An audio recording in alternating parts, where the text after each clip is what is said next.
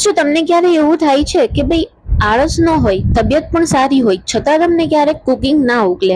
મારે પણ એવું જ હતું કે ભાઈ કંઈ ખાસ તામઝામ કરવાની ઈચ્છા નથી થતી, તો એમ થયું કે ચલો ને વન પોટ મીલ બનાવીએ તો ઇઝીલી તમે અથાણું અને દહીં સાથે ખાઈ શકો. એ રીતે મેં વિચાર્યું, તો એમ થયું કે ચલો વેજ પુલાવ બનાવવું. તો વેજ પુલાવ બનાવવા માટે મેં કુકરમાં ઓઇલ અને બટર લીધા, એમાં રાઈ જીરું હિંગ નાખી તતડે એટલે એમાં બધા શાકપાન મેં ઉમેર્યા.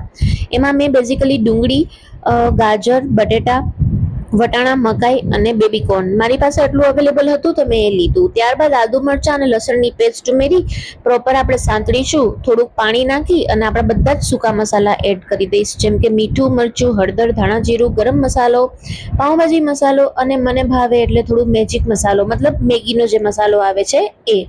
હવે પ્રોપર થોડું સંતળાઈ જાય એટલે એમાં હું ઇન્ડિયા ગેટ બાસમતી રાઈસ ઉમેરીશ. તમારા પાસે કોઈ પણ બીજી કંપનીના બ્રાન્ડના કોઈ પણ બાસમતી રાઈસ હોય એ તમે ઉમેરી શકો છો. મેં અહીં સ્પેશિયલ બિરયાની અને પુલાવ માટેના ઇન્ડિયા ગેટ બાસમતી રાઈસ જે બ્લુ પેકેટમાં આવે છે એ મેં યુઝ કરેલા છે.